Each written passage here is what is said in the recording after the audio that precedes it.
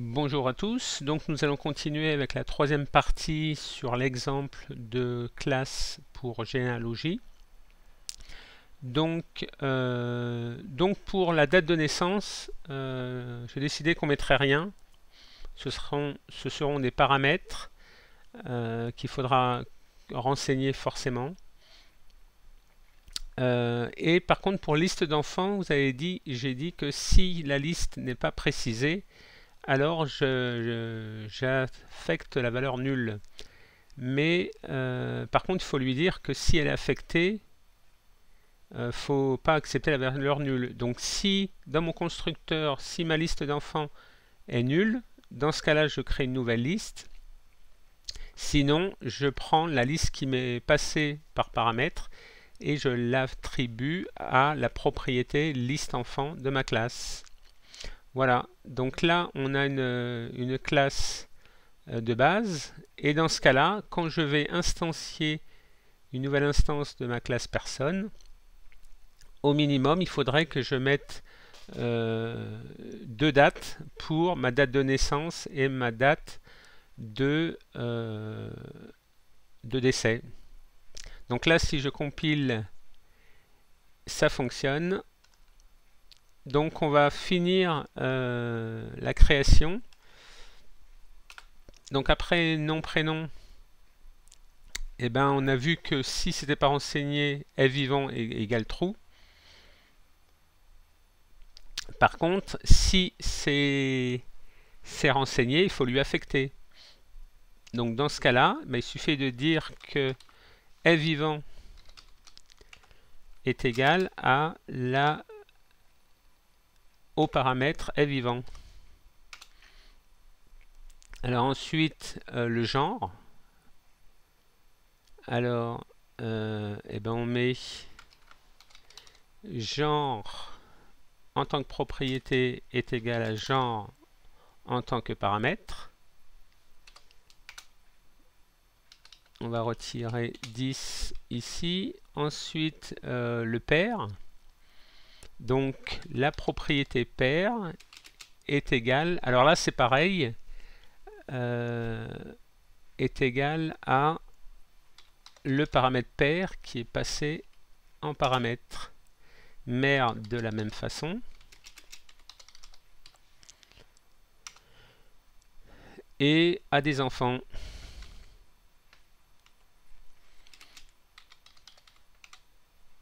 Voilà.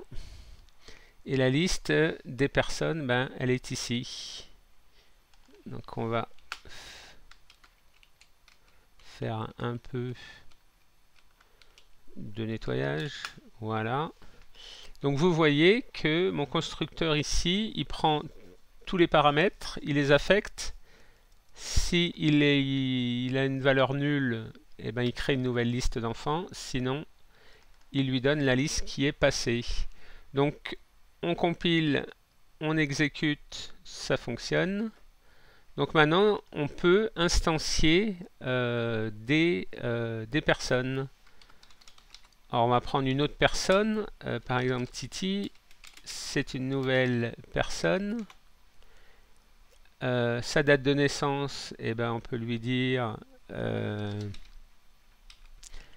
que c'est le premier. Alors vous voyez que le constructeur c'est année, mois et jour. Donc il est né en 1950, imaginons en janvier le 1er. Ensuite, il est mort, ben pas encore, parce qu'il est toujours vivant. Ensuite, eh ben, on me demande le nom. Eh ben, il s'appelle, par exemple, Bill. Non, le nom, c'est Gates. Ensuite, son prénom, c'est Bill, ou plutôt William. Voilà. Ensuite, est-il vivant? Oui, donc true. Quel est son genre? Eh ben, c'est un homme. Virgule. Ensuite, quel est son père? Eh ben, ça, je sais pas.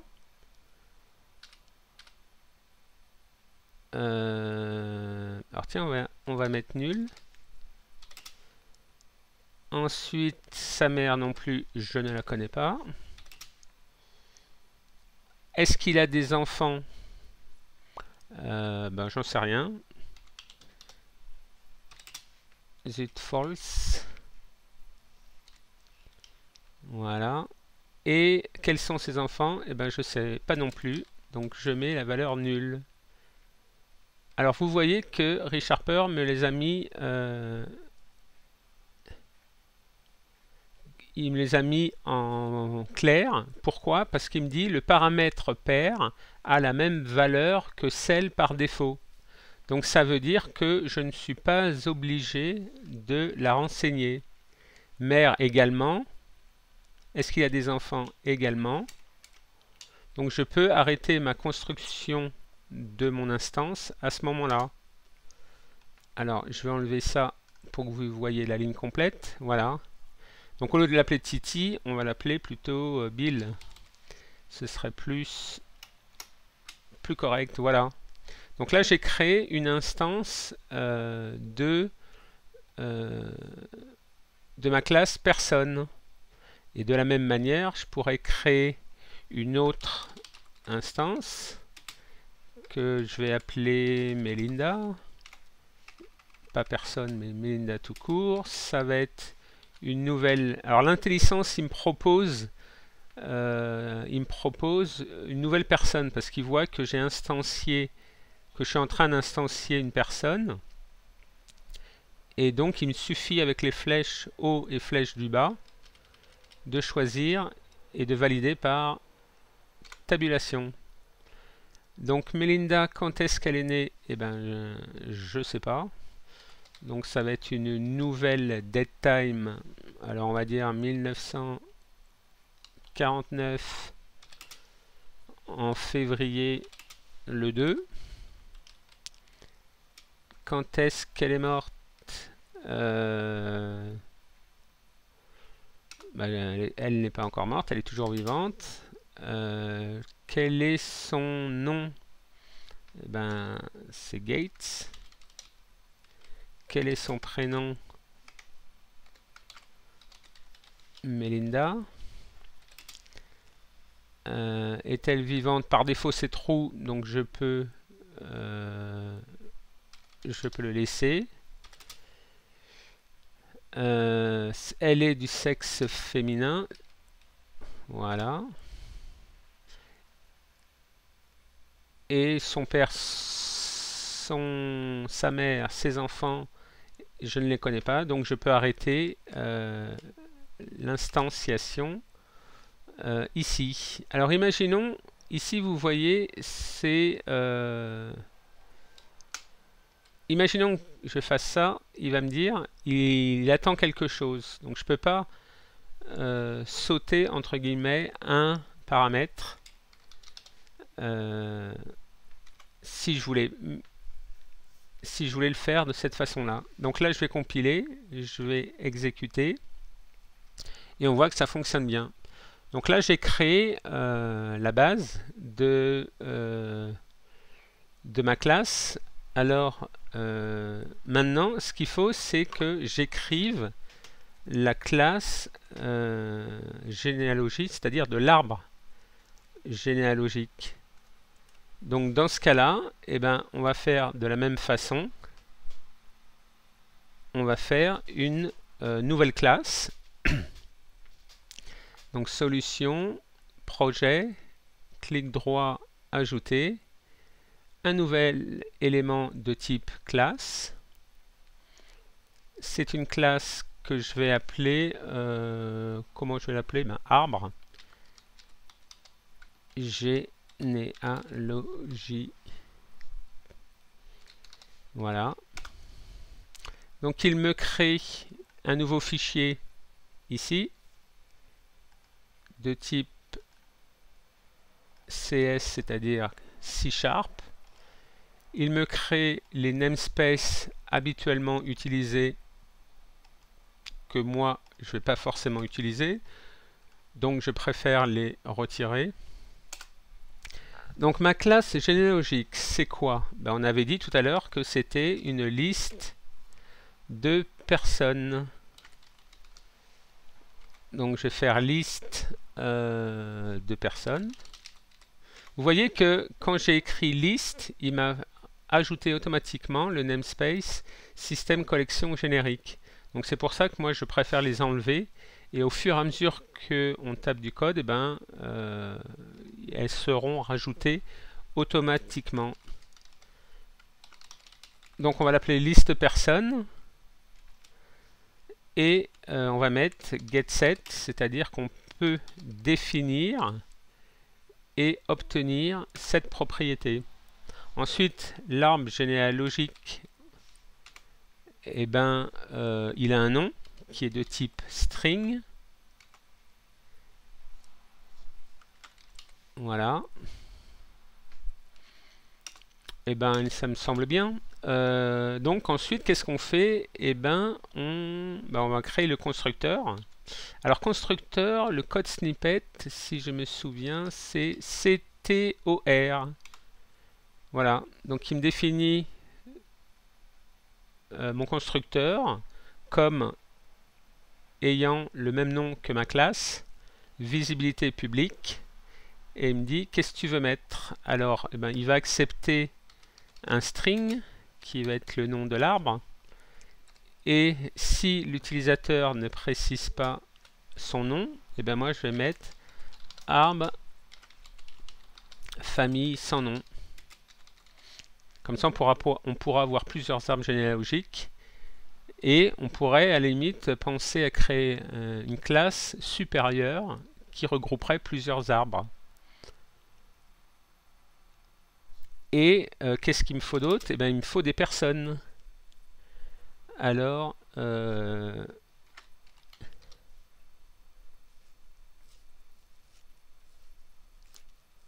vous pouvez soit créer et passer en paramètre les personnes, mais généralement quand on crée un nouvel arbre, on n'a pas de personnes. Je crée mon arbre, donc je commence et je vais créer mes personnes au fur et à mesure.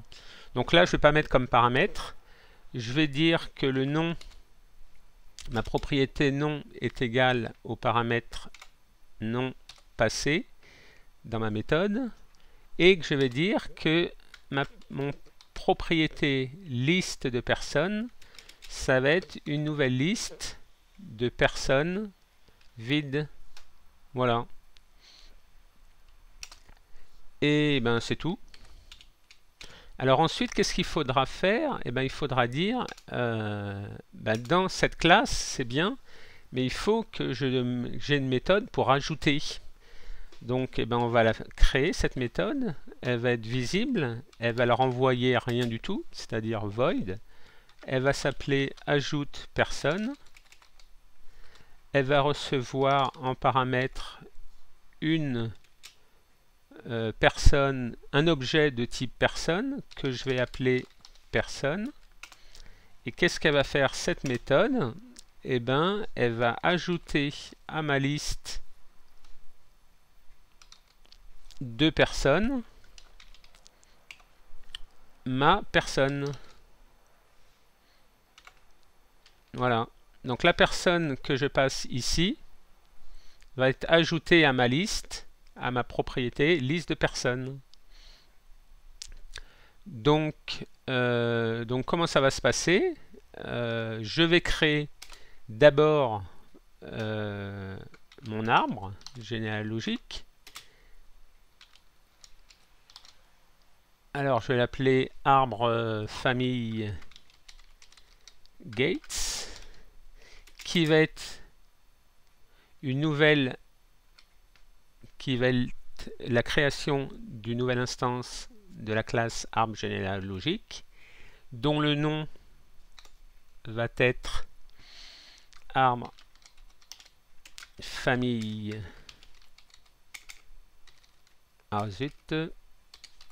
famille Gates. Voilà. Et une fois que mon arbre sera créé, il suffira de rajouter des personnes. Donc ensuite, on crée ces nouvelles personnes. Et une fois que la personne est créée, eh ben on dit arbre généalogique, c'est-à-dire l'instance et pas la classe. Là, vous voyez, je suis sur la classe. Ici, vous voyez le mot classe. Et si je fais flèche du haut, je suis sur l'instance. Donc, je dis utilise. Donc, mon arbre généalogique, ben, je peux changer son nom si je veux. Je peux voir sa liste. Mais je ne vois pas. Ah si, pardon. Ajoute personne, voilà. Je vais utiliser la méthode ajoute personne. Et il me demande une personne. Et ben, ça va être qui? Ça va être Bill. Voilà.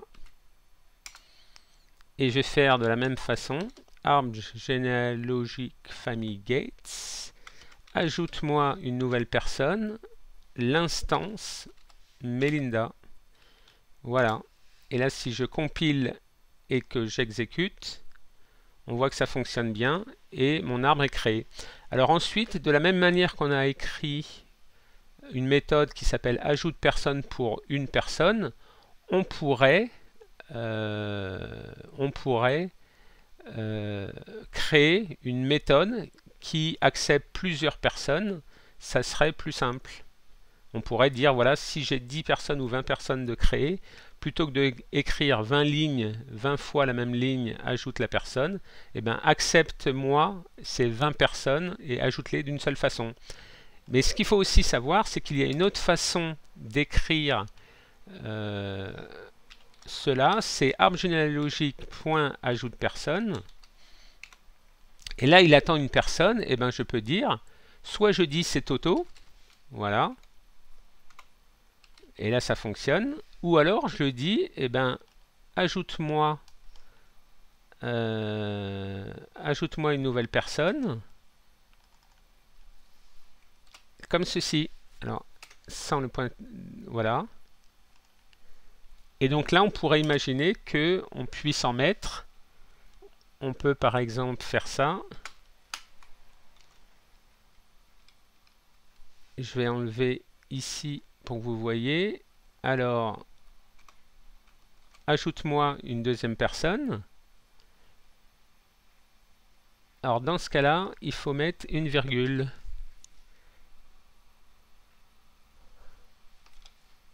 Non, ça ne marchera pas. Parce que c'est la méthode d'ajout une seule personne. Donc ensuite, si je veux faire la même chose, eh ben, je suis obligé de refaire de la même façon. Ajoute-moi une autre personne comme ceci. Je vais faire un petit CTRL-KD, voilà. Donc vous avez deux façons. Soit vous créez la personne et vous l'ajoutez, soit vous appelez la méthode ajoute personne et vous lui dites que tu attends une personne, ben moi je te la donne en la créant de la même façon, comme ceci. Voilà.